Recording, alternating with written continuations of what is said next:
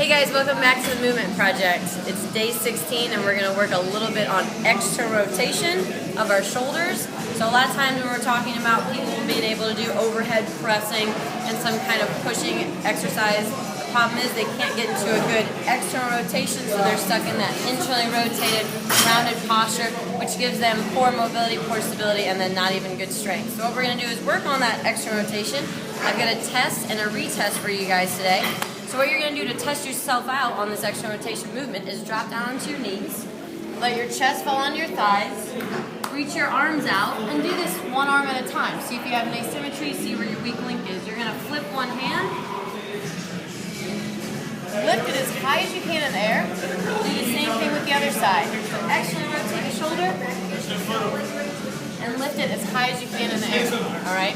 So give yourself either get a buddy to do it or just feel whether one has more restriction than the other. You're gonna find that it's a really hard movement to do. So here's the walk. What we're gonna do is we're gonna grab ourselves a lacrosse ball, golf ball, or tennis ball. We're gonna roll all through our teres minor, infraspinatus, all those rotator cuffs that do external rotation.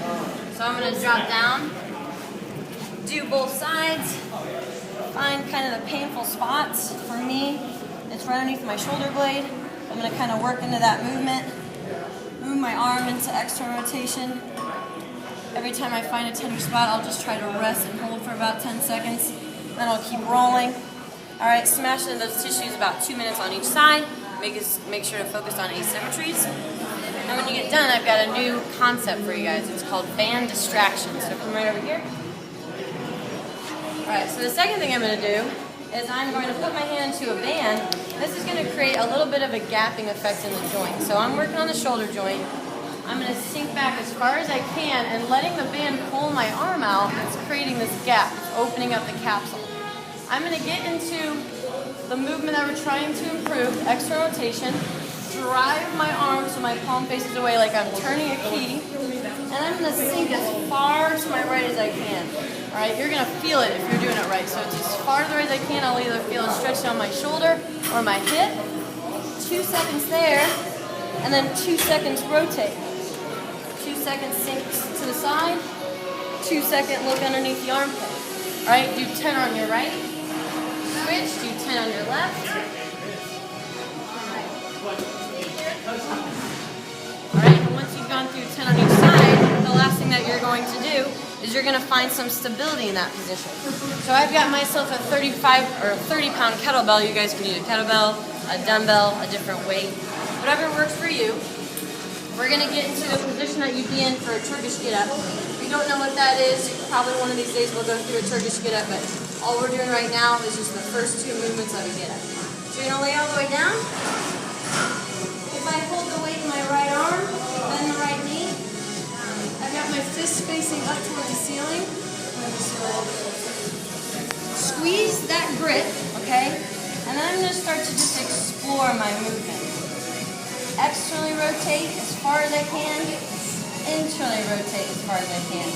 I'm going to do that 5 times, just lying down. See where I start to feel secure, and it's usually always about halfway through that external rotation, so it's about where my arm's in neutral. 5 of those.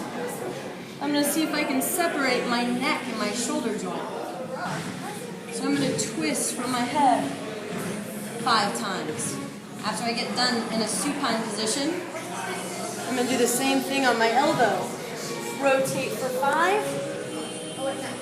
Turn my neck for 5. I'm going to find that when I turn my head down, I lose stability. So it's good for you to realize that when your spine's in a straight line, you're more stable.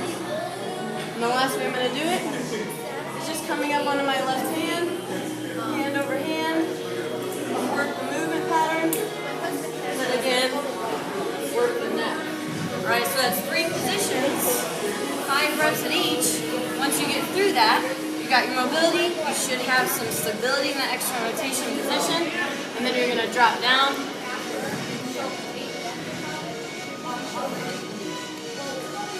And retest.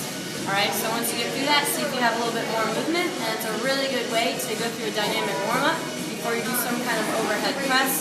So a snatch, a clean and jerk, an overhead press dumbbell day, or even just work on your movement if you're having some kind of shoulder issue. Alright, good luck guys.